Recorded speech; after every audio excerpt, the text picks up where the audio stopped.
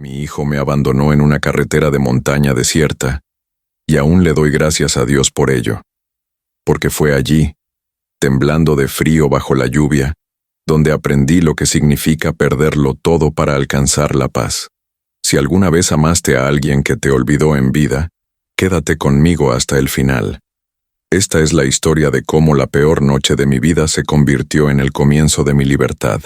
Me llamo Dolores Ramírez. Tengo 68 años y durante décadas viví a la sombra del orgullo de mi hijo. Esteban lo era todo para mí, mi único hijo, la razón por la que me levantaba antes del amanecer para prepararle el café, mi excusa para sonreír cuando la soledad me invadía. Veía en él al hombre que su padre nunca llegó a ser.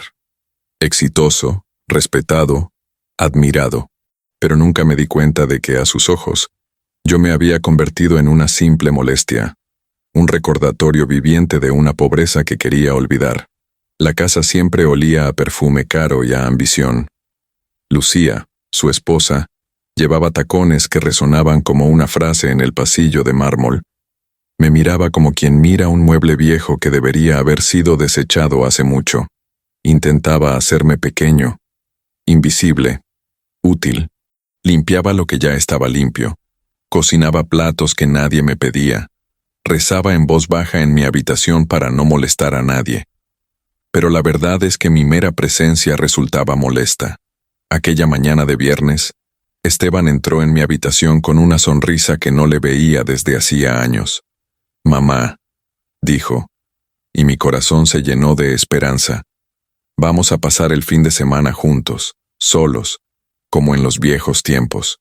Sus manos, que no habían tocado las mías en meses, me acariciaron el rostro con una ternura que me hizo llorar.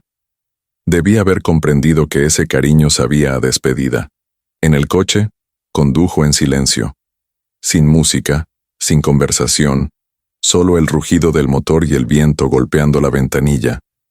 Observé su perfil tenso, su mandíbula apretada, y sentí algo extraño en el aire. Esa calma que precede a la tormenta. Cuando llegamos a aquella vieja casa en las montañas de Tapalpa, inventó una excusa débil.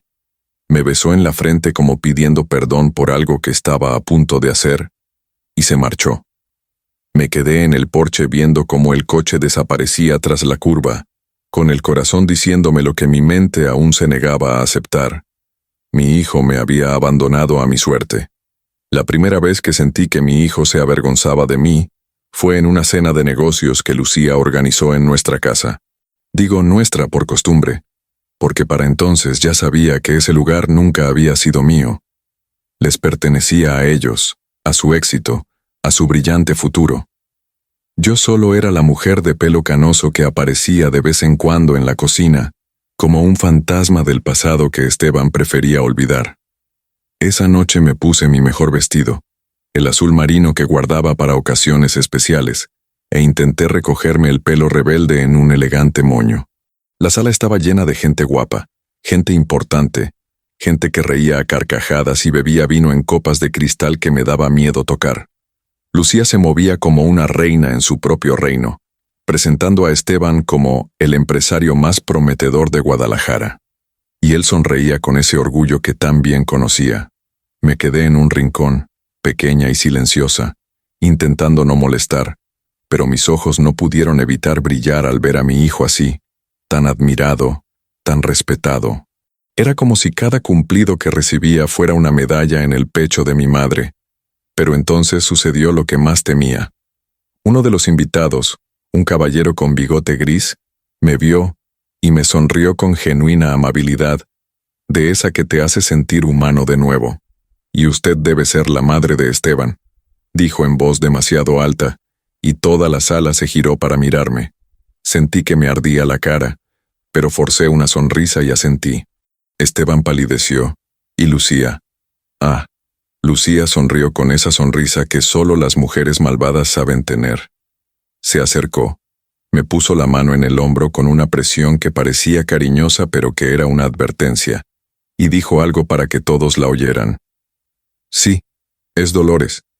Insiste en vivir con nosotros aunque ya le hemos ofrecido una casa más adecuada». Las palabras salieron suaves como la miel, pero hirieron como el cristal. A veces creo que esta casa empieza a parecer un antiguo convento, ¿verdad, cariño? Miró a Esteban, esperando su aprobación, y él, mi hijo, mi único hijo, simplemente apartó la mirada y dio un largo sorbo de vino. Su silencio dolió más que 1000 palabras de rechazo. Podría haberme quedado callada, podría haber agachado la cabeza y desaparecer como siempre, pero algo dentro de mí, quizá la dignidad que creía haber perdido, me hizo levantarme de la silla. El murmullo de las conversaciones se fue apagando hasta que la sala quedó en completo silencio, y todos me miraron como si fuera a armar un escándalo. Pero simplemente me acerqué a Esteban, le tomé el rostro entre mis manos callosas y le dije en voz baja, pero lo suficientemente alto para que nunca lo olvidara: algún día, hijo, comprenderás lo que significa estar solo. Le besé la frente, lo sentí temblar levemente y salí de la habitación con la espalda recta y los ojos secos. Solo al llegar a mi habitación, cerrar la puerta y sentarme en la cama, permití que las lágrimas cayeran. Lloré no por la humillación, sino porque esa noche comprendí que había perdido a mi hijo mucho antes de que me abandonara en un camino de montaña.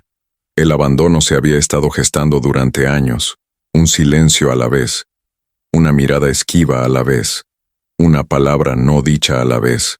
Esa noche recé como nunca antes, arrodillada en el frío suelo de mi habitación, apretando el rosario con fuerza entre mis dedos hasta que dejó marcas. Le pedí a Dios que protegiera a Esteban, que lo perdonara por su frialdad, que le enseñara el valor del amor antes de que fuera demasiado tarde. No pedí nada para mí, porque ya estaba acostumbrada a no pedir nada, a no esperar nada, a vivir de las migajas de afecto que me quedaban. Pero Dios, descubriría más tarde, tenía otros planes para mí, planes que comenzaron con perderlo todo para finalmente encontrar algo cuya existencia desconocía. Lucía era de esas mujeres que envenenaban lentamente, con sonrisas y susurros, como quien añade arsénico al té gota a gota hasta que mueres sin darte cuenta. Después de aquella cena, se volvió aún más peligrosa, porque ahora sabía que yo era capaz de hablar, de hacer demasiado ruido en su mundo. Y las mujeres como Lucía no perdonan a quienes se atreven a ocupar un espacio que no les pertenece. Empecé a notar las miradas que intercambiaba con Esteban, las conversaciones que se interrumpían cuando entraba en la habitación, la forma en que le tocaba el brazo y señalaba en mi dirección. «Cariño», la oí decir una tarde mientras fingía leer una revista en la sala, aunque yo solo intentaba no ser completamente invisible.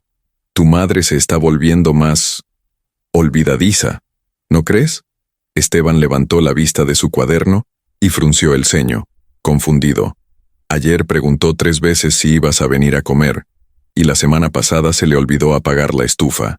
El corazón me latía con fuerza porque sabía que era mentira, una mentira descarada, pero también sabía que no serviría de nada decirlo. ¿Quién le creería a la anciana frente a su joven y elocuente esposa? En los días siguientes, Lucía, con paciencia, sembró dudas en la mente de mi hijo, sabiendo que el tiempo jugaba a su favor. «Te mantiene atado al pasado, Esteban», le decía mientras le ajustaba la corbata por la mañana, «mientras que yo quiero llevarte al futuro. Oh, tus socios dicen que te ven cansado. Quizás sea la preocupación por tu madre, cariño. Te está consumiendo por dentro. Y lo peor de todo, que una noche escuché a través de la puerta de su habitación: te mereces paz en tu propia casa. Trabajas tanto, y cuando llegas aquí, deberías relajarte, no andar con pies de plomo». Intenté hablar con Esteban varias veces, pero siempre tenía prisa, siempre tenía una reunión, siempre tenía algo más importante. «Luego, mamá», me decía sin mirarme a los ojos, «ahora estoy ocupado». Vi cómo mi hijo se alejaba de mí como un barco que suelta amarras y se adentra en el mar, y yo me quedé en la orilla saludando a alguien que ya no me devolvía la mirada. Empecé a hablar menos, a ocupar menos espacio, a desaparecer poco a poco en aquella casa enorme y fría. Comencé a comer sola en la cocina para no molestar a nadie, a ver la televisión en mi habitación con el volumen muy bajo, a lavar mi propia ropa para no ser una carga.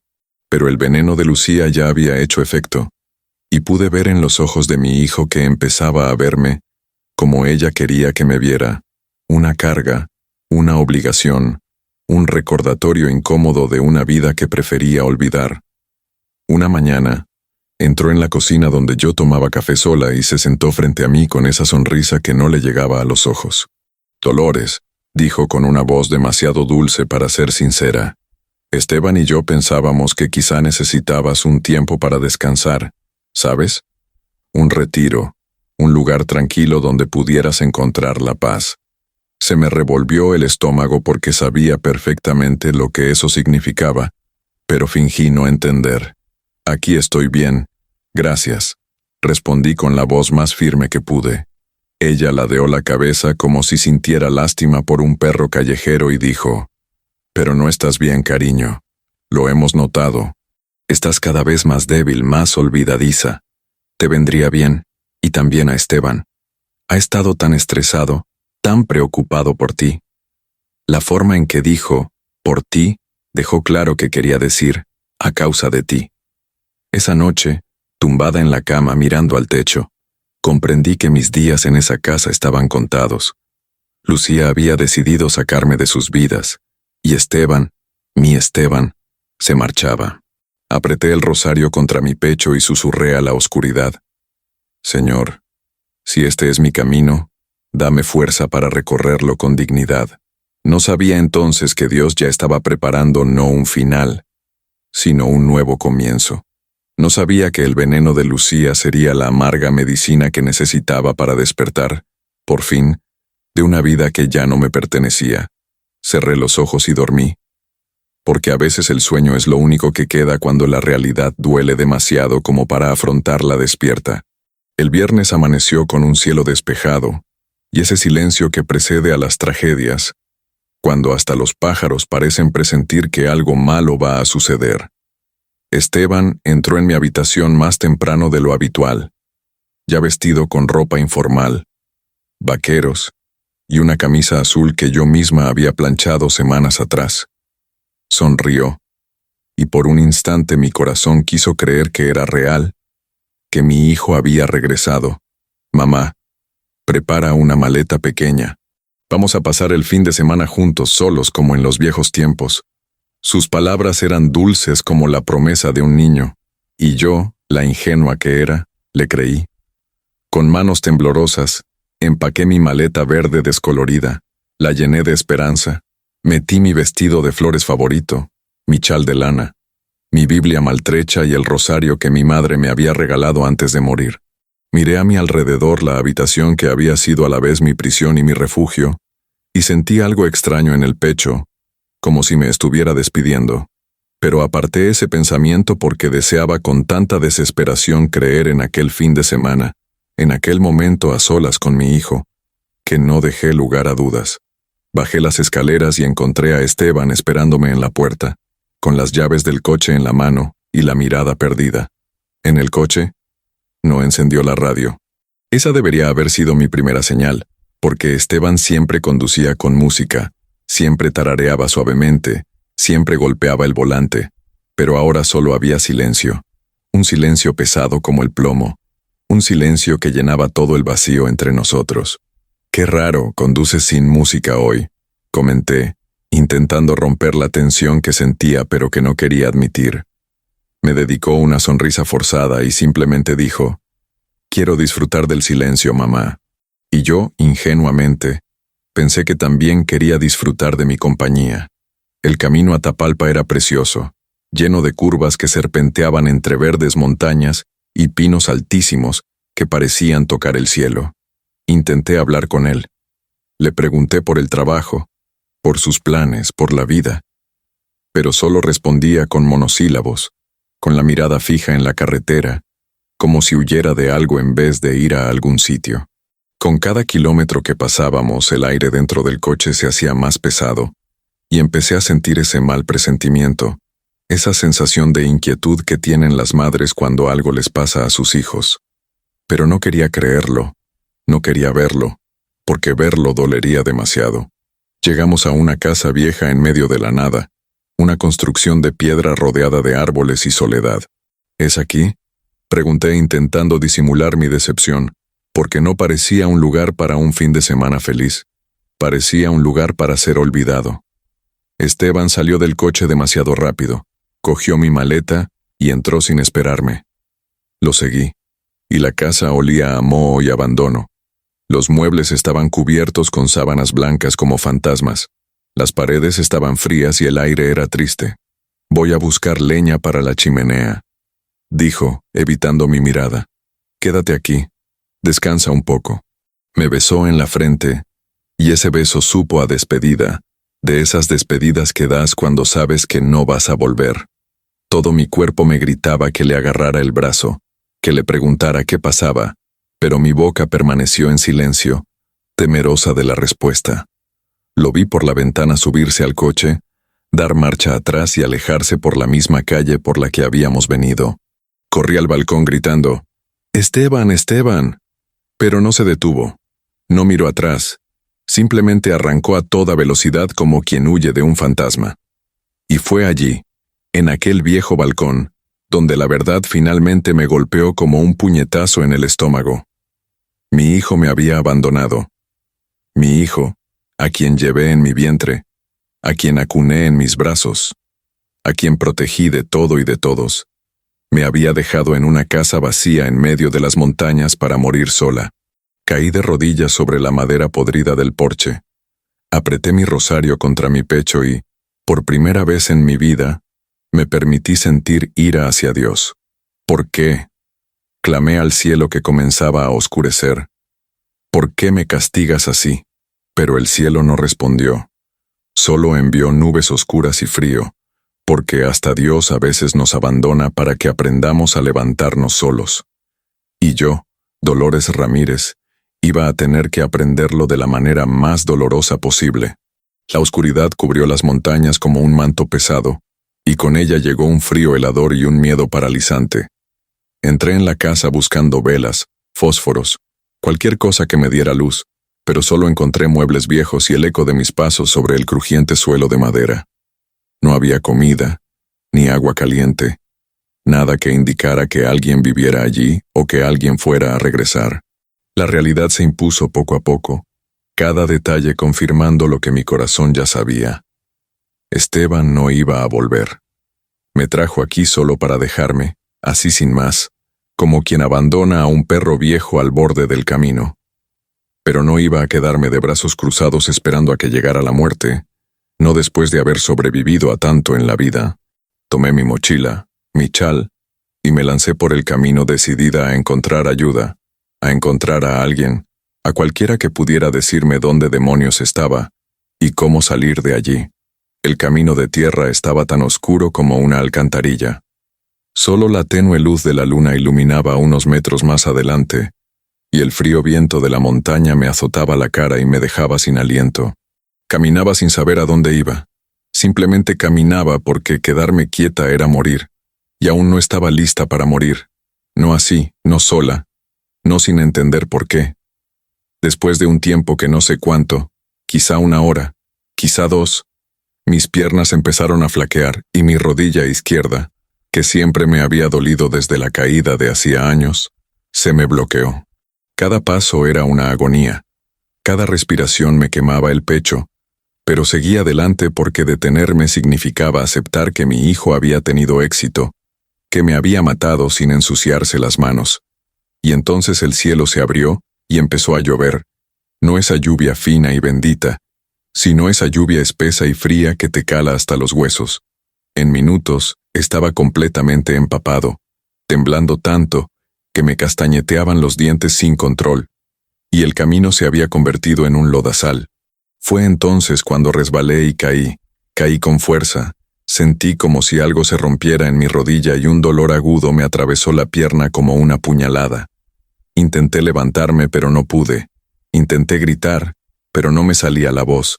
Así que me quedé allí tumbada en el barro frío, bajo la lluvia incesante, sintiendo cómo mi cuerpo se rendía poco a poco.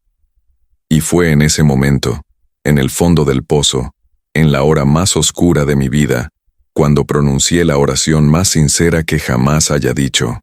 Dios mío, susurré con las pocas fuerzas que me quedaban, no lo castigues por esto. No dejes que la culpa lo destruya. Solo haz que recuerde, solo haz que algún día comprenda el valor de una madre. No sé cuánto tiempo estuve allí, quizá minutos, quizá horas. El tiempo se había detenido. El frío me invadió, se me entumecieron los dedos, la vista se me nubló y sentí ese cansancio que te hace querer cerrar los ojos y dormir para siempre. Pensé en mi difunto esposo, pensé en mi madre, pensé en todos los seres queridos que se habían ido antes que yo, y pensé que quizá también era mi hora. Quizá Dios me llamaba de vuelta a casa, al verdadero hogar, aquel donde nadie volvería a abandonarme jamás. Pero justo cuando cerré los ojos, lista para irme, vi una luz, tenue al principio, luego más fuerte, que atravesaba la oscuridad como una cuchilla. Un faro, un coche, alguien venía. Intenté levantar el brazo, pero no me respondía. Intenté gritar, pero solo salió un débil gemido. Así que me quedé allí, en el barro, rezando para que la luz me viera, para que la luz me salvara. El sonido del motor se acercaba, cada vez más fuerte, y entonces vi el enorme camión frenando bruscamente a pocos metros de mí. Oí una puerta abrirse, pasos corriendo en el barro, la voz de un hombre gritando, «Señora, señora». Unas manos fuertes me levantaron del suelo. Una manta cálida envolvió mi cuerpo helado, y lo último que vi antes de desmayarme fue el rostro arrugado de un anciano de ojos bondadosos que me dijo, «No se preocupe, abuela, ya está a salvo». Y entonces todo se oscureció, pero era una oscuridad distinta, no de muerte, sino de descanso. Porque Dios, comprendí después, no me había abandonado en ese camino. Simplemente estaba poniendo a prueba si aún tenía la fe suficiente para creer que, incluso en las profundidades del infierno, todavía hay alguien dispuesto a tenderme la mano y devolverme la vida. Si esta historia te ha conmovido, suscríbete al canal y activa las notificaciones para no perderte el próximo capítulo. Porque lo que sucede a continuación te mostrará que a veces Dios pone ángeles en los lugares más inesperados. Desperté sin saber dónde estaba, sin saber qué día era, sin saber si había muerto y aquello era el cielo o si seguía viva en algún lugar desconocido del mundo. Lo primero que sentí fue calor, un calor verdadero después de tanto frío, y el olor a leña quemada y sopa cocinándose a fuego lento. Abrí los ojos lentamente y vi un techo de madera oscura, paredes de piedra, una pequeña ventana por la que entraba la luz de la mañana. Estaba acostada en una cama limpia, tapada con mantas gruesas que olían a lavanda y a cariño, y a mi lado una anciana me miraba con ojos llenos de bondad. «Está despierta», dijo en voz baja, y llamó a alguien. «Tomás, Tomás, la señora ha despertado». Entró un hombre, el mismo de mirada amable que me había apartado del camino, y sonrió aliviado. «Gracias a Dios, señora. Pensábamos que la encontrábamos demasiado tarde». Intenté hablar, pero tenía la garganta seca como la lija, así que la mujer que se presentó como Elena me dio agua tibia con miel, y era el agua más dulce que jamás había bebido. Se sentaron a mi lado y me contaron cómo me habían encontrado en el camino, cómo me habían traído a su casa, cómo me habían cuidado toda la noche. «Estabas casi congelada, con mucha fiebre», dijo Elena, acariciándome el pelo como solía hacerlo mi madre. «Tomás tuvo que bajar de la montaña en medio de la lluvia para conseguir medicinas en el pueblo. Ni siquiera sabíamos tu nombre, así que rezamos por ti toda la noche, pidiéndole a Dios que no te llevara todavía». Las lágrimas corrían por mis mejillas, no de tristeza, sino de algo que había olvidado cómo se sentía: gratitud. Pura y simple gratitud por haber encontrado gente buena en un mundo que parecía tener solo maldad. «Me llamo Dolores», logré decir débilmente. «Dolores Ramírez». Elena preparó sopa de pollo y verduras, y me la dio cucharada a cucharada, como se da de comer a un niño, con infinita paciencia y cariño. Tomás trajo ropa limpia de su hija, que se había casado y se había mudado, y me ayudó a sentarme en la silla junto a la chimenea. Su casa era sencilla, tan sencilla que hacía que la vieja casa donde Esteban me abandonó pareciera un palacio. Pero había algo en ese lugar que la mansión de mármol de mi hijo nunca tuvo. Había amor, había vida, había gente que se preocupaba. Las paredes estaban decoradas con fotos familiares, había flores frescas en la mesa y se oían risas sinceras que resonaban en las pequeñas habitaciones.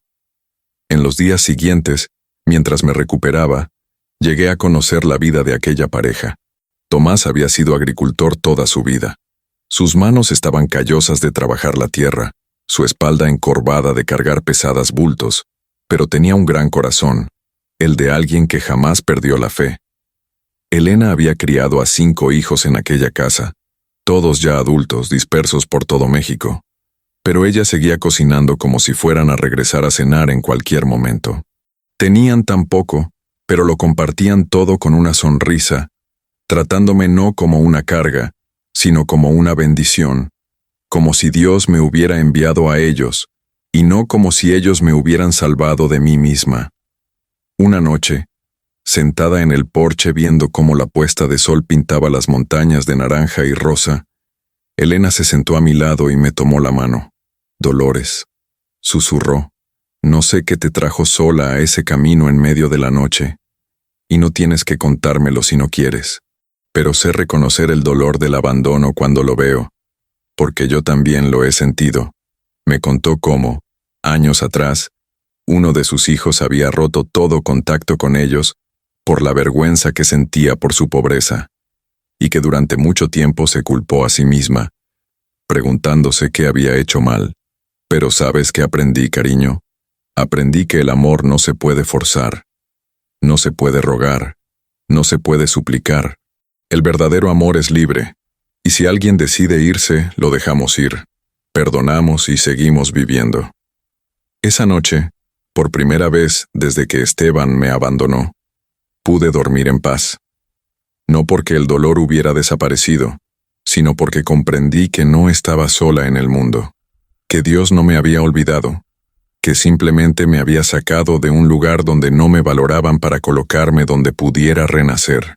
Elena tenía razón. Aún tenía un camino que recorrer, aún tenía un propósito, aún tenía una vida por delante, y por primera vez en décadas, esa vida iba a ser mía, ya no vivida a través de otros, ya no a la sombra de quienes no me querían. Cerré los ojos, dando gracias no por lo que había perdido, sino por lo que estaba a punto de ganar.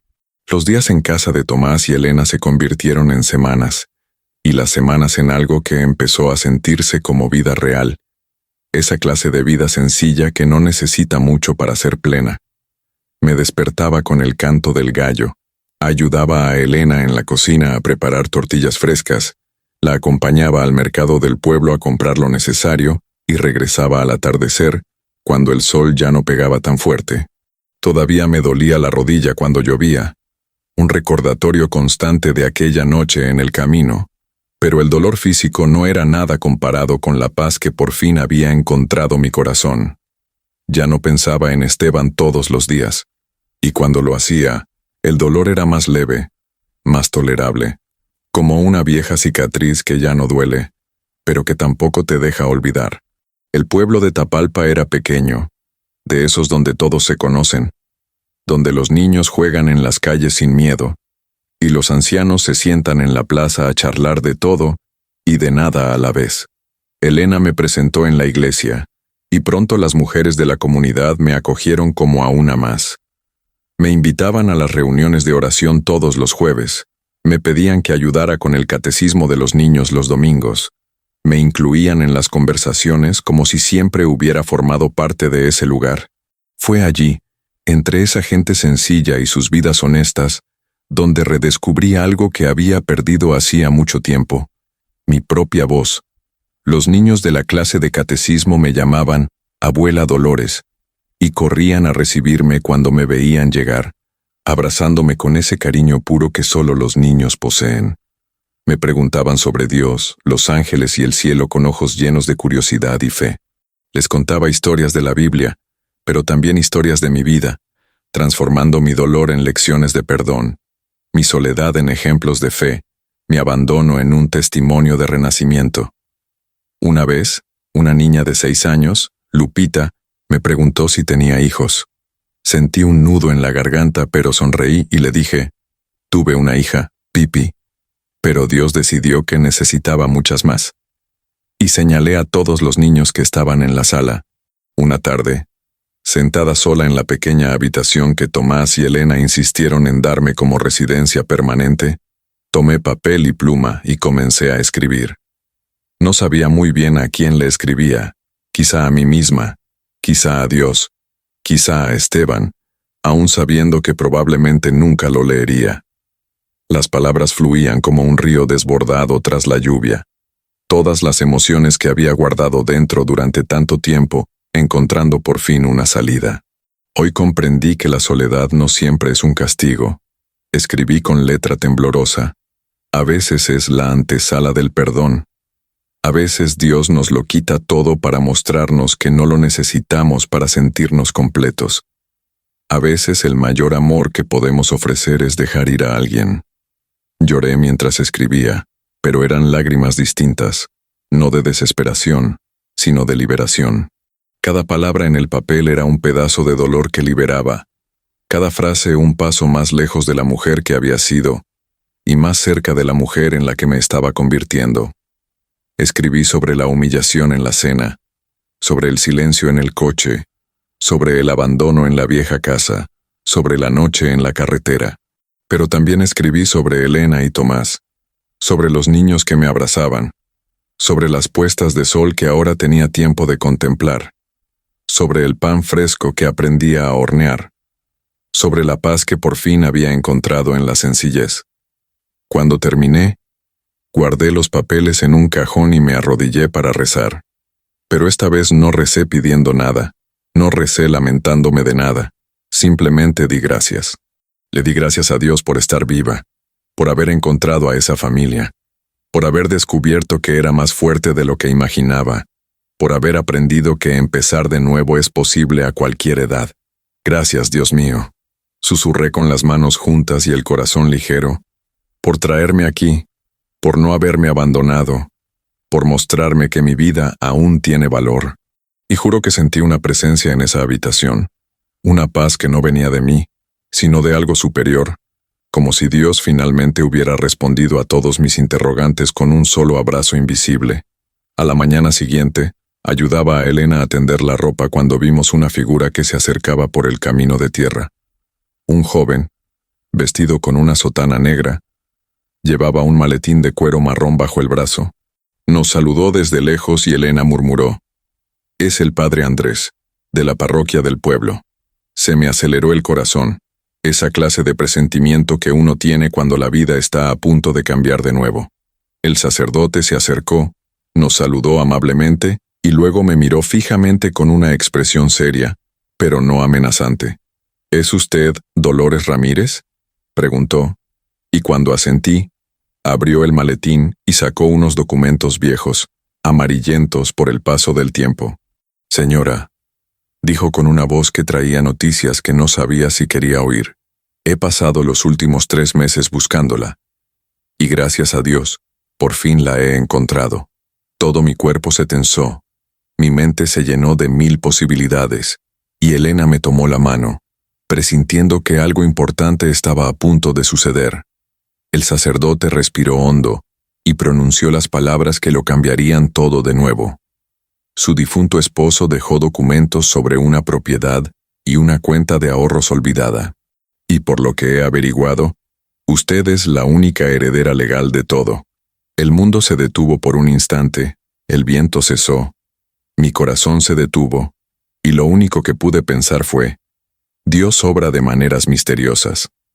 Nos sentamos a la pequeña mesa de la cocina de Elena, con papeles viejos esparcidos entre tazas de café que se enfriaban intactas, y el padre Andrés explicó pacientemente, con la paciencia que se le tendría a un niño. Mi esposo, que falleció hace 15 años de un infarto repentino, había comprado un terreno décadas atrás en las afueras de Tapalpa con el dinero que ahorró trabajando como albañil. Nunca me lo contó, nunca lo mencionó, y después de su muerte, Estaba tan destrozada por el dolor y tan ocupada cuidando sola de Esteban, que nunca me molesté en averiguar si había dejado algo. El terreno quedó en el olvido, los impuestos atrasados, hasta que la parroquia inició el proceso de regularización de terrenos abandonados y encontró mi nombre en los documentos. Pero no se trata solo de la tierra, señora Dolores, continuó el sacerdote, sacando más papeles de la carpeta como un mago saca conejos de un sombrero. Su esposo también tenía una antigua cuenta de ahorros en un banco de Guadalajara. Con los intereses acumulados durante todos estos años, la cantidad asciende ahora a aproximadamente 3 millones de pesos. Sentí que el suelo se abría bajo mis pies. Elena dejó escapar un grito ahogado de sorpresa, y yo me quedé mirando esos números en el papel como si estuvieran escritos en un idioma extranjero. 3 millones de pesos. Mi esposo, que había trabajado duro toda su vida, que murió sin poder darnos a Esteban y a mí la comodidad con la que soñaba, nos había dejado todo eso. Mi primera reacción no fue de alegría, sino de ira. Ira por haber pasado años viviendo como un mendigo en casa de mi propio hijo. Ira por la humillación que me había infligido Lucía. Ira por haber sido abandonado en un camino cuando durante todo este tiempo había contado con mis propios recursos. Pero la ira duró solo un instante, porque enseguida surgió algo más fuerte y claro, un propósito. Padre, dije con una voz firme que incluso a mí me sorprendió. Quiero ver esta tierra. Hoy mismo, si es posible. Sonrió como si hubiera esperado esa respuesta y asintió. Elena insistió en acompañarme, y los tres partimos en la vieja camioneta del cura por el camino de tierra hacia el lugar que ni siquiera sabía que me pertenecía. El terreno era extenso, llano, rodeado de pinos y con montañas al fondo, dominando el valle donde se ubicaba el pequeño pueblo. Tenía hierba alta, cercas rotas, claras señales de abandono, pero no vi lo que había allí, vi lo que podía ser. Cerré los ojos y le pedí a Dios que me mostrara qué hacer con este regalo inesperado, y la respuesta llegó tan clara como el tañido de una campana en el silencio de la mañana. Iba a construir un lugar para personas como yo, personas olvidadas, abandonadas, personas que necesitaban un hogar cuando su propia familia les dio la espalda. Quiero construir una residencia para ancianos, anuncié, mirando al sacerdote y a Elena.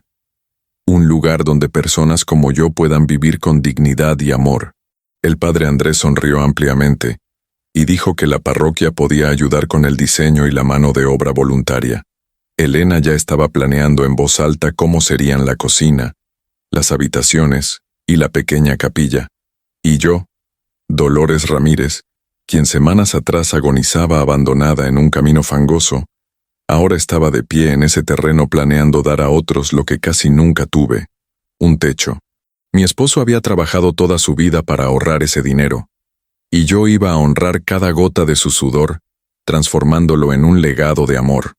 No iba a construir una mansión de mármol, comprar un auto importado ni viajar a un lugar lujoso. Iba a construir una casa sencilla, pero una casa llena de amor, donde nadie volvería a sentir la soledad del olvido. Pasamos los meses siguientes planificando cada detalle.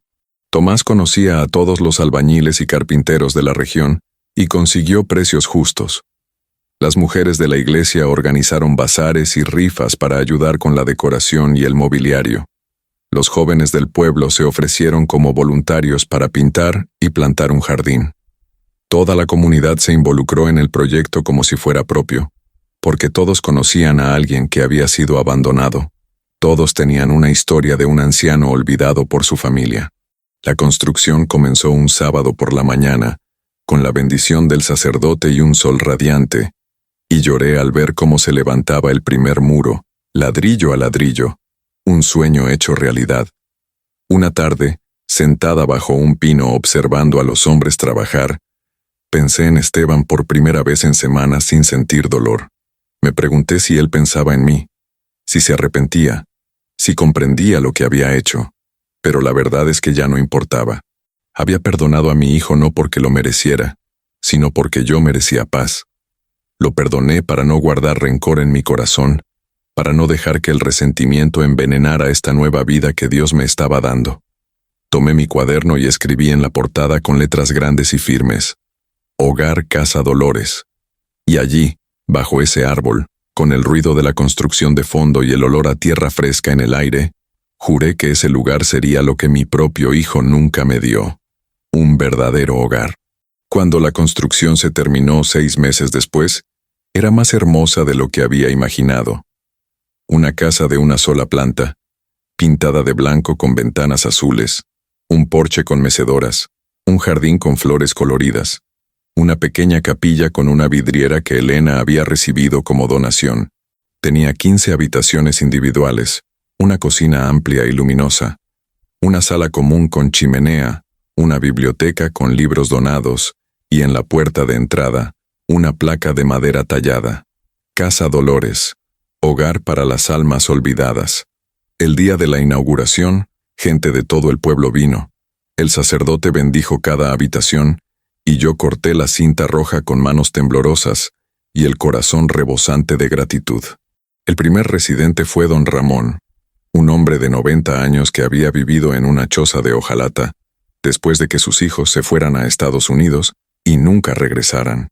Cuando le enseñé su habitación, con una cama limpia, una manta nueva y una foto de su familia que había logrado rescatar, lloró tanto que no podía hablar.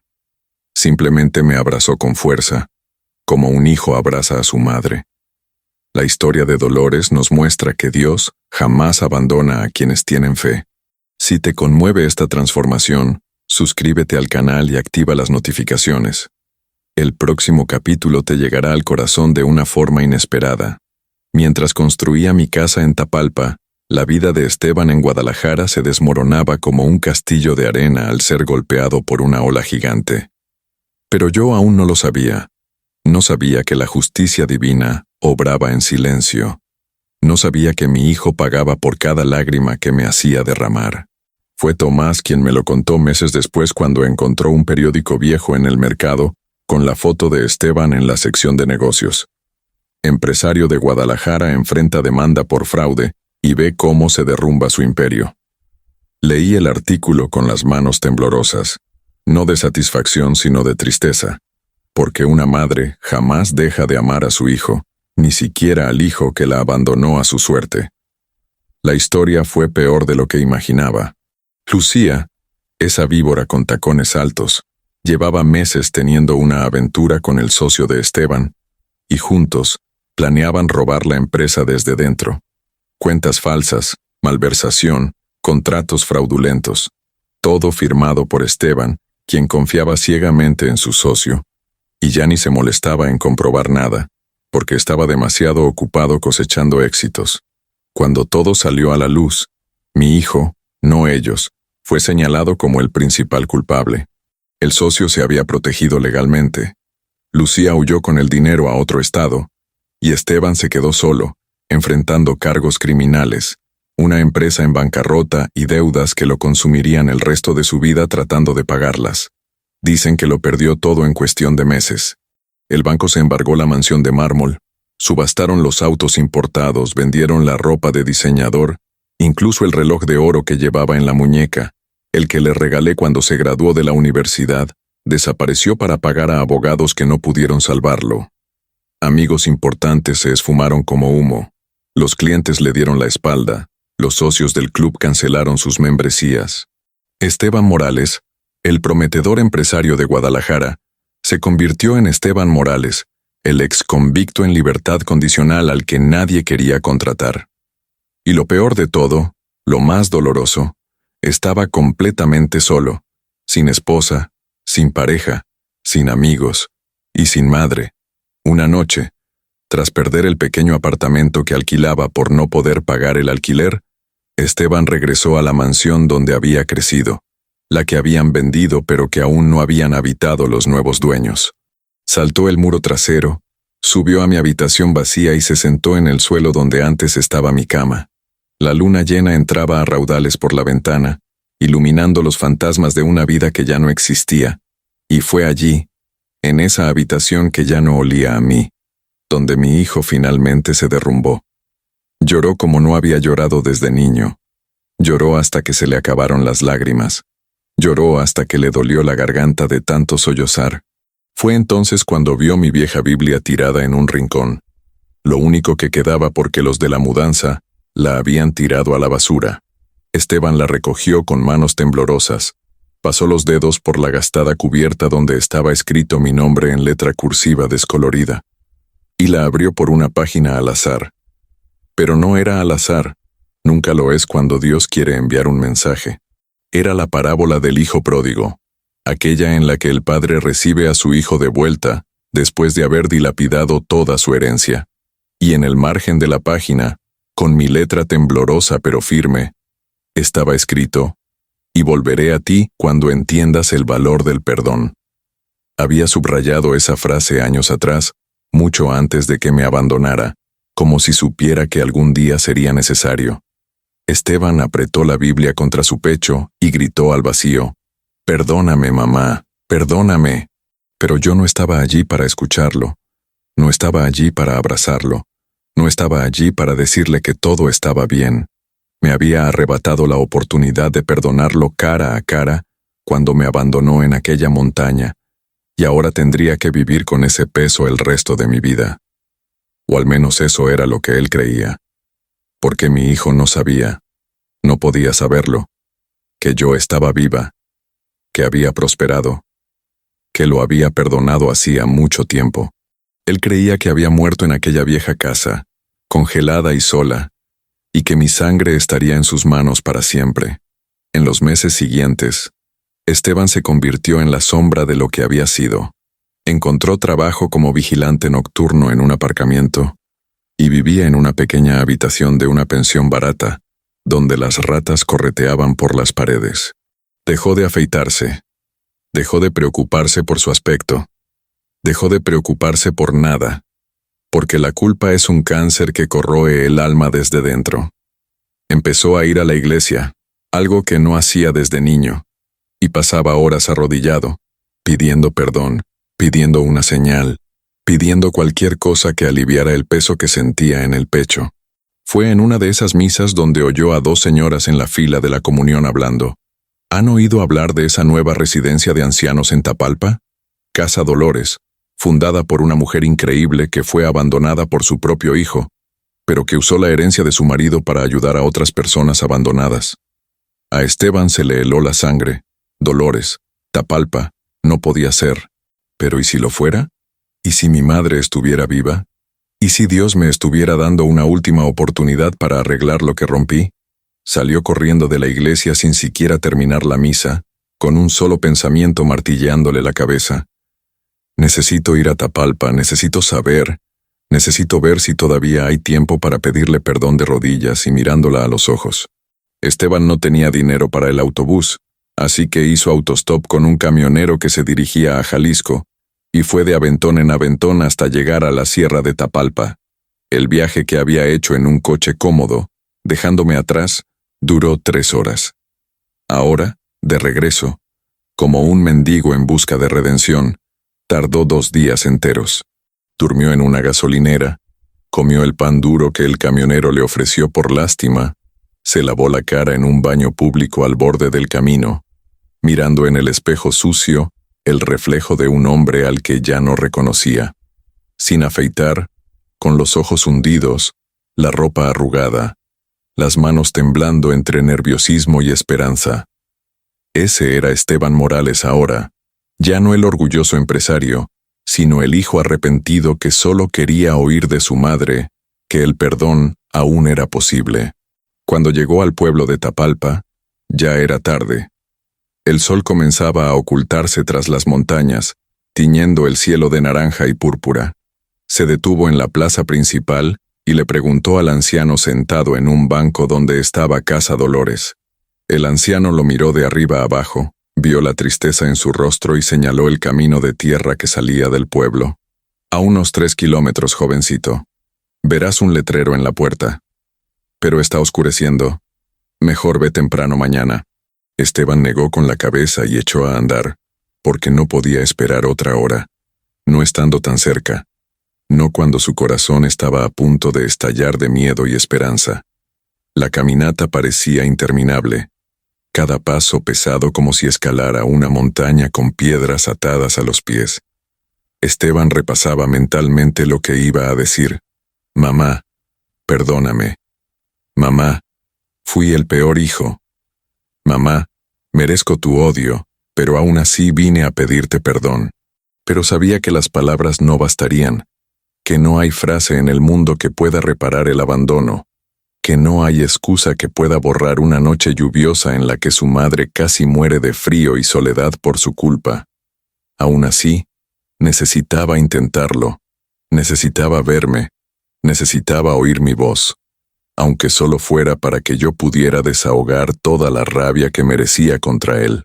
Cuando vio el letrero, Casa Dolores, hogar para las almas olvidadas en la puerta de madera, se le doblaron las rodillas y tuvo que agarrarse a la cerca para no caerse. Era real. Estaba viva. Yo había construido esto.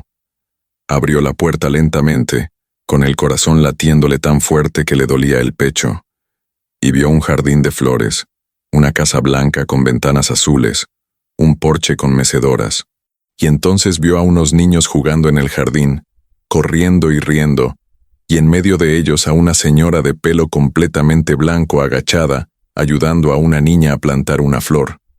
La mujer se puso de pie, e incluso de espaldas. Esteban la reconoció de inmediato. Era yo, era su madre, era Dolores. Quiso gritar mi nombre, pero la voz no le salía. Quiso correr hacia mí, pero las piernas no le respondían. Así que se quedó allí, junto a la puerta, viendo cómo la mujer a la que creía haber matado, vivía una vida plena y feliz sin él. Yo reía de verdad, con esa risa que no había visto desde niño, esa risa que se había ido apagando lentamente con los años de humillación y silencio. Y fue en ese momento cuando Esteban comprendió la magnitud de lo que había perdido. No solo a su madre, sino también la oportunidad de ser parte de su felicidad, la oportunidad de verla brillar, la oportunidad de aprender de ella lo que de verdad importa en la vida. Fue Lupita, la niña de 6 años que me llamaba abuela, quien lo vio primero. «Señor, ¿se ha perdido?», preguntó, tirando de mi manga para señalarme al desconocido en la puerta. Me giré y nuestras miradas se cruzaron por primera vez en casi un año. Lo vi, y el mundo se detuvo por un instante eterno. Vi a un hombre destrozado donde antes había un hijo orgulloso. Vi arrepentimiento donde antes había frialdad. Vi lágrimas donde antes había ojos secos. Y mi corazón, ese corazón de madre que nunca deja de amar, incluso cuando debería, se rompió y se llenó al mismo tiempo. «Esteban», susurré, y eso fue todo lo que necesité decir para que finalmente cayera de rodillas allí mismo, en el jardín. «Madre», gritó con la voz quebrada, «madre, si el infierno existe, ya lo he vivido sin ti». Estaba arrodillado en el suelo, con las manos cubriéndose el rostro, temblando de pies a cabeza por sollozos tan profundos que parecía que se partiría en dos. Los niños se asustaron, y Elena salió corriendo de la casa, pero alcé la mano, pidiéndoles que nos dejaran solos. Me acerqué despacio, me arrodillé frente a él a pesar del dolor en mi rodilla, y le sostuve el rostro entre mis manos, igual que la última vez que nos vimos, en aquella cena donde todo empezó a desmoronarse. «Mírame», le pedí con voz suave pero firme, y él me miró, con los ojos rojos e hinchados de tanto llorar. «Te perdoné el mismo día que me dejaste», y abracé a mi hijo mientras lloraba en mi hombro como un niño asustado, que por fin había encontrado el camino de vuelta a casa. Nos quedamos abrazados durante un tiempo que no sé cuánto, quizá minutos, quizá horas. El tiempo había dejado de existir de nuevo. Esteban lloró tanto que empapó mi vestido entero, y yo solo le acariciaba el pelo susurrándole una y otra vez: «Tranquilo, haz pipí, tranquilo», como una nana que calma a un niño con pesadillas. Elena había llevado a los niños adentro para darnos privacidad, pero sabía que todos nos miraban por las ventanas, porque las historias de reconciliación son muy raras en este mundo lleno de resentimiento, y presenciar una es presenciar un pequeño milagro. Cuando Esteban por fin dejó de llorar, se separó un poco y me miró con ojos llenos de preguntas. Creí que estabas muerta, mamá, dijo con la voz ronca de tanto llorar. Creí que te había dejado morir en esa casa y que tu sangre estaría en mis manos para siempre. No he dormido una noche entera desde entonces. No he podido vivir con el peso de la culpa. Le tomé las manos que antes eran suaves de tanto firmar papeles, pero que ahora estaban ásperas por el trabajo duro, y le conté lo que había pasado. Le conté sobre aquella noche en la carretera, sobre cómo Tomás y Elena me salvaron, sobre la herencia de su padre, de la que ni siquiera sabía que existía, sobre la decisión de construir Casa Dolores. Escuchó en silencio, con lágrimas corriendo por sus mejillas, negando con la cabeza incrédulo ante cada palabra de la historia. No merezco tu perdón, mamá, dijo cuando terminé de contarle. Te abandoné, te humillé, permití que esa mujer te maltratara, te alejé de mí cuando más me necesitabas. No hay perdón para lo que hice. Sonreí, con esa sonrisa triste de quien ha sufrido demasiado como para guardar rencor. Tienes razón, cariño. No mereces mi perdón. Nadie merece jamás el perdón. Por eso el perdón es un regalo, no una deuda. Te perdoné no porque lo merecieras, sino porque necesitaba liberarme del veneno que el rencor nos infunde. Te perdoné porque Dios me enseñó que el verdadero amor no tiene condiciones, ni límites, ni fin, ni siquiera cuando se rompe. Lo levanté del suelo y lo llevé a ver Casa Dolores por dentro. Le mostré las habitaciones donde vivían 15 ancianos abandonados como yo, la cocina donde preparábamos la comida juntos, la pequeña capilla donde rezábamos cada mañana, y la biblioteca con los libros que Elena había conseguido gracias a donaciones. Cada habitación tenía una historia, cada residente un nombre, un pasado y un dolor que allí había encontrado sanación. Don Ramón estaba sentado en el porche y nos saludó al pasar. Doña Carmen bordaba en la sala común. Los demás estaban en el huerto recogiendo tomates para la cena. Este es mi propósito ahora, Esteban, le expliqué, mostrándole todo. Dios me sacó de una vida que me estaba matando lentamente para darme una vida que salva a otros. Esteban lo miraba todo con una expresión entre reverencia y vergüenza, como quien entra en una iglesia sabiendo que no merece estar allí. Transformaste tu dolor en amor por los demás, murmuró, mientras que yo transformé mi orgullo en miseria. Luego contó su historia, cómo lo había perdido todo, cómo Lucía lo traicionó, cómo se quedó solo y sin un centavo, cómo vivió en una pensión barata y trabajó como vigilante nocturno.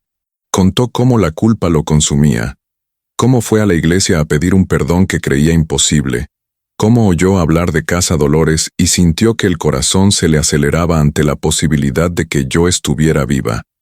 Vine preparado para que me odiaras, mamá. Vine preparado para que me cerraras la puerta en las narices y habría sido justo. Pero antes de poder responder, sentí un fuerte mareo, las piernas me flaquearon y la vista se me nubló. Intenté agarrarme a la pared pero no llegué a tiempo, y fueron los brazos de Esteban los que me sujetaron antes de caer. Mamá, mamá, le oí gritar a lo lejos, y entonces llegaron Elena y Tomás, y voces que se mezclaban. Llévenla a la habitación, llamen al médico, todo irá bien. Me llevaron a mi habitación, me acostaron en la cama, y vi cómo el techo daba vueltas sobre mí, mientras intentaba enfocar la vista. Había sido tanta emoción, tantas cosas sucediendo a la vez que mi viejo cuerpo simplemente se rindió por el momento. Cuando recobré el conocimiento, Esteban estaba sentado junto a la cama, sosteniendo mi mano, con el rostro pálido por el susto. Me diste el susto más grande de mi vida, mamá, dijo, intentando sonreír, pero con la voz temblorosa. Pensé que te iba a perder otra vez, justo ahora que te encontré. El médico del pueblo había venido y se había ido, dejando medicinas y la recomendación de reposo. Elena trajo té caliente y me arropó con otra manta. Y allí, en esa habitación sencilla pero llena de amor, con mi hijo sosteniendo mi mano y velando mi sueño, comprendí que un ciclo se había cerrado. Había salido de esa casa en Guadalajara como una mujer rota e invisible, y ahora estaba aquí, rodeada de personas que me amaban de verdad. Miré a Esteban y le dije con voz débil pero sincera: «Puedes quedarte todo el tiempo que quieras, mi amor. Esta casa también es tuya». Y vi la esperanza encenderse en sus ojos por primera vez en mucho tiempo, la esperanza de que tal vez, solo tal vez, la redención aún fuera posible para un hijo que había abandonado a su propia madre. Estamos llegando al momento más emocionante de esta historia. Si nos has acompañado hasta aquí, suscríbete al canal y activa las notificaciones para no perderte el próximo capítulo. Lo que viene te hará comprender el verdadero significado del perdón. Los días que siguieron fueron dulces, con un sabor a despedida. Esos momentos que uno quiere atesorar para siempre pero que se escapan entre los dedos como arena fina. Esteban se quedó en casa Dolores ayudando en todo lo que podía. Arreglando grifos que goteaban, pintando paredes desconchadas, cargando las compras, jugando con los niños del catecismo. Se integró a la rutina como si siempre hubiera pertenecido allí, y fue hermoso ver a mi hijo comprender finalmente lo que de verdad importa. No es el tamaño de la casa, ni el modelo del coche, sino la calidez de un abrazo y la sinceridad de una sonrisa. Don Ramón lo adoptó como su nieto, y pasaba las tardes contándole viejas historias mientras Esteban escuchaba atentamente, sin prestar atención a nada de lo que yo decía. Pero mi cuerpo me enviaba señales que intentaba ignorar, pero que no podía ocultar del todo. La tos seca que había empezado días antes del reencuentro se volvía más persistente, más dolorosa. El cansancio llegaba en oleadas cada vez más fuertes, haciendo que tareas sencillas como subir 3 escalones parecieran una odisea. Elena, que me conocía demasiado bien, veía la preocupación en mi rostro cuando creía que nadie me veía. Dolores, tienes que ir a un médico de verdad, no al del pueblo, insistía. Pero yo siempre ponía excusas. No quería saber nada. No quería oír un diagnóstico. No quería arruinar esos últimos días con mi hijo con medicamentos y un trato como si estuviera enfermo. Solo quería vivir. Sucedió un domingo por la mañana, después de misa. Estaba ayudando a colocar las sillas en la capilla cuando volvió la tos, pero esta vez distinta, más violenta. Tosí tanto que se me doblaron las rodillas, me agarré a la pared para no caerme, y cuando aparté la mano de la boca, vi sangre en las palmas, sangre roja brillante que me manchaba la piel como una acusación. Elena gritó. Esteban vino corriendo y me llevaron en brazos hasta el coche del cura, que nos condujo a toda prisa al hospital del pueblo más cercano. De camino, tumbado en el asiento trasero con la cabeza en el regazo de Esteban, le miré la cara y vi puro miedo. El miedo de un hijo que acaba de recuperar a su madre y no está preparado para volver a perderla. Los médicos me hicieron pruebas, más pruebas. Hablaron entre ellos con semblantes serios y, finalmente, llamaron a Esteban y Elena para charlar mientras yo yacía en mi cama de hospital mirando el techo blanco. No necesitaba oír su conversación para saber lo que decían. Cáncer, en fase avanzada, de pulmón, quizá unas semanas, quizá días, dependiendo de su fortaleza. En el fondo, siempre lo supe. Una tos no era solo una tos, el cansancio no era solo la edad. Mi cuerpo se estaba despidiendo lentamente, y extrañamente, no sentí miedo, sentí paz, porque había cumplido mi misión, había perdonado, me había reconstruido, había amado, había dejado un legado. Estaba preparada. Esteban regresó a la habitación con los ojos rojos intentando ocultar que había estado llorando, pero las madres siempre lo saben. Se sentó en el borde de la cama y me tomó la mano como si pudiera retenerme allí con su fuerza de voluntad. Los médicos dijeron que... Empezó, pero su voz se quebró. Lo sé, cariño. Lo interrumpí con calma. Siempre lo supe, y está bien. Negó con la cabeza desesperadamente, con lágrimas corriendo por sus mejillas. No está bien, acabo de encontrarte. Todavía no te he pedido disculpas como es debido. Todavía no he compensado lo que hice, todavía no. Le puse un dedo en los labios, pidiéndole silencio. Ya lo compensaste, mi amor. Regresaste, cambiaste. Eso es todo lo que siempre quise. Regresamos a casa Dolores porque me negué a ser hospitalizada. Quería morir en casa, mi verdadero hogar. rodeada de la gente que amaba y que me amaba. Elena preparó mi habitación. Tomás traía flores frescas todos los días. Los niños hicieron dibujos y los pegaron en la pared. Los ancianos vinieron a visitarme uno a uno para despedirse y agradecerme todo. Y Esteban, mi Esteban, no se separó de mí ni un solo minuto. Dormía en una silla junto a mi cama, me daba la medicina a las horas indicadas, me leía la Biblia con voz temblorosa, me tomaba de la mano en las primeras horas cuando el dolor era intenso. En sus últimos días hizo lo que no había hecho en años. Fue mi hijo. Una tarde, sabiendo que el tiempo se agotaba, pedí papel y pluma para escribir una última carta. Me temblaban tanto las manos que apenas podía sostener la pluma. Pero me obligué a hacerlo porque tenía palabras que debían ser dichas, verdades que debían ser contadas. Esteban, mi amado hijo, comencé, y las lágrimas ya empañaban la tinta. No llores por mi ausencia. Llora por tus silencios. Llora por los años que desperdiciaste con orgullo. Llora por las noches que pasé sola mientras fingías no verme. Pero después de llorar, levántate y vive. Vive como te estoy enseñando ahora. Vive sirviendo. Vive amando. Vive perdonando. Casa Dolores es mi legado, pero tú, mi pequeño, tú eres mi mayor obra. No dejes que la culpa te consuma. Deja que el amor te transforme. Te he perdonado. Siempre te perdonaré. Te amaré incluso desde donde quiera que esté. Mamá. Sellé la carta y le pedí a Elena que la guardara para dársela después. Después, no hizo falta especificar. Esa noche, respirar se hizo más difícil, más pesado. El padre Andrés vino a administrar la extrema unción, todos reunidos alrededor de la cama. Elena y Tomás, don Ramón y doña Carmen, los niños del catecismo, los ancianos de Casa Dolores y Esteban, que me tomaba de la mano. Miré cada rostro, memorizando cada uno, agradeciéndoles en silencio por haber formado parte del mejor capítulo de mi vida. Y entonces miré a mi hijo y sonreí. No tengas miedo, mi amor, susurré. Voy a un lugar donde no existe el abandono, solo el amor eterno, y desde allí seguiré cuidándote, siempre.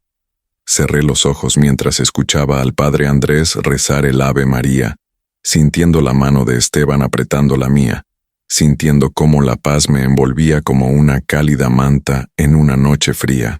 Y lo último que oí antes de irme fue la voz de mi hijo susurrándome al oído. Gracias, mamá. Gracias por enseñarme lo que es el verdadero amor. Y entonces me fui. No con miedo, sino con gratitud. No con dolor, sino con paz, sabiendo que había cumplido mi propósito. El funeral fue sencillo, como había pedido, pero la iglesia estaba llena de gente a la que había marcado de alguna manera. Los ancianos de Casa Dolores lloraban como si hubieran perdido a su madre. Los niños de catecismo sollozaban escondidos en los bancos. Elena no paraba de llorar, y Tomás la abrazaba con fuerza. Pero quien más sufría visiblemente era Esteban, de pie junto al ataúd con la expresión de un hombre que por fin había comprendido el valor de lo que tenía, pero solo cuando lo perdió. Leyó la carta que le había dejado durante la misa, con la voz quebrada en cada frase, y no había un solo ojo seco en la iglesia cuando terminó. El padre Andrés pronunció una hermosa homilía sobre el perdón y la redención, sobre cómo yo había transformado el abandono en amor y el dolor en propósito. Me enterraron en el pequeño cementerio de Tapalpa, bajo un enorme pino con vistas a las montañas. Mi lápida era sencilla, solo decía, Dolores Ramírez, madre, amiga, refugio para almas olvidadas, 1957-2025. Esteban se quedó allí mucho después de que todos se hubieran marchado, arrodillado sobre la tierra fresca, hablándome como si aún pudiera oírlo. Y quizás si podía. ¿Quién sabe cómo funcionan estas cosas después de que nos vamos? Prometió cuidar de Casa Dolores, prometió continuar mi labor, prometió ser el hombre que siempre creí que podía ser. Y yo, donde quiera que estuviera, creí en él. Los meses siguientes demostraron que su promesa no había sido en vano. Esteban no regresó a Guadalajara, no intentó reconstruir la vida que había perdido allí. Se quedó en Tapalpa, vivió en la pequeña habitación que había sido mía, y se hizo cargo de la Casa Dolores. Al principio fue difícil. No sabía nada de cuidar ancianos, ni de administrar una residencia de ancianos, pero aprendió. Se levantaba temprano para preparar el desayuno. Ayudaba a don Ramón a bañarse cuando su artritis empeoraba. Escuchaba las historias de doña Carmen con infinita paciencia. Jugaba con los niños del catecismo los fines de semana. El hombre que había sido un importante empresario ahora servía sopa, lavaba la ropa y limpiaba los pisos, y lo hacía todo con una sonrisa en el rostro. Elena me contaría después, si hubiera podido oírla, que Esteban se había transformado por completo. El que nunca iba a la iglesia ahora no faltaba a misa. El que antes miraba con desdén a los pobres ahora se sentaba con ellos y los trataba como iguales. El que había abandonado a su propia madre ahora dedicaba su vida entera a cuidar de madres y padres abandonados por otros hijos ingratos. La culpa que podría haberlo destruido se canalizó en amor, en servicio, en propósito. Y poco a poco, muy lentamente, empezó a encontrar la paz, no porque se hubiera perdonado a sí mismo, eso nunca sucedió del todo, sino porque honraba mi memoria de la única manera que importaba, viviendo como yo viví, amando como yo amé, perdonando como yo perdoné. Casa Dolores prosperó bajo su cuidado. Recurrió a viejos contactos para conseguir donaciones, organizó eventos para recaudar fondos y amplió su capacidad a 25 habitaciones. Construyó un parque infantil para los niños del pueblo, una biblioteca más grande y un huerto comunitario. El lugar que comencé como un pequeño sueño se convirtió en un referente regional, y los periodistas empezaron a llegar, deseosos de contar la historia de la mujer abandonada, que transformó el dolor en amor, y del hijo que regresó demasiado tarde pero dedicó el resto de su vida a compensarlo. Esteban siempre desviaba la atención de sí mismo y hablaba de mí, de mi legado, de la lección que aprendí y que intenté enseñar.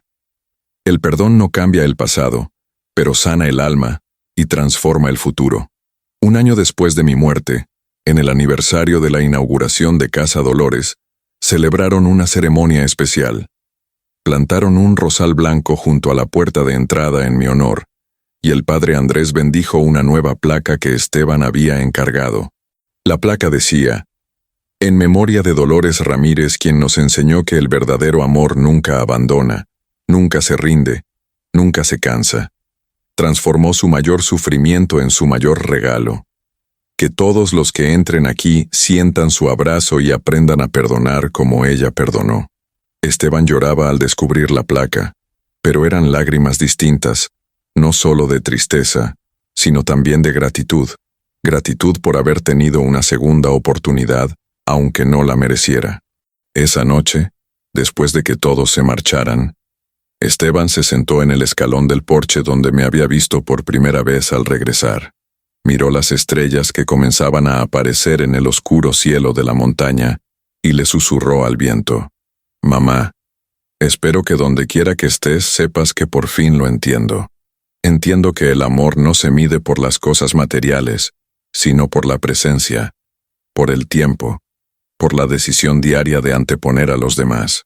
Entiendo que el perdón no es debilidad, sino valentía, que fuiste más fuerte marchándote sola que yo con todo lo que tenía. Desperdicié años contigo, pero dedicaré el resto de mi vida a asegurarme de que ningún anciano aquí sienta que desperdició su vida. Este es mi perdón para mí mismo. Esta es mi forma de darte las gracias. Esta es mi forma de ser por fin el hijo que te merecías.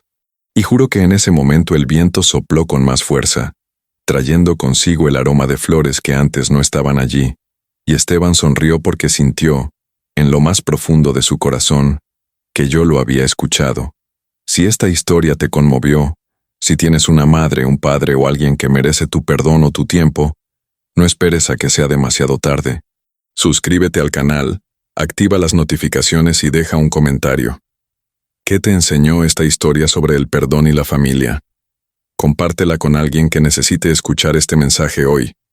Recuerda siempre, el perdón no cambia el pasado, pero cura el alma y transforma el futuro. No dejes que el orgullo te robe valiosos momentos con tus seres queridos. No permitas que las palabras no dichas se conviertan en arrepentimientos eternos. Y si ya has perdido a alguien sin haberle expresado tu amor, Recuerda que nunca es tarde para honrar su memoria viviendo con más amor, más compasión y más perdón. Casa Dolores no solo existe en la historia, sino en el corazón de cada uno de nosotros cuando elegimos amar a pesar del dolor, perdonar a pesar del daño y volver a empezar a pesar del pasado. Que la historia de Dolores Ramírez nos inspire a ser mejores, a amar más, a perdonar siempre. Hasta la próxima historia. Y que Dios los bendiga a ustedes y a su familia. Porque donde hay perdón hay un nuevo comienzo, donde hay amor, hay esperanza, y donde hay fe, hay vida eterna.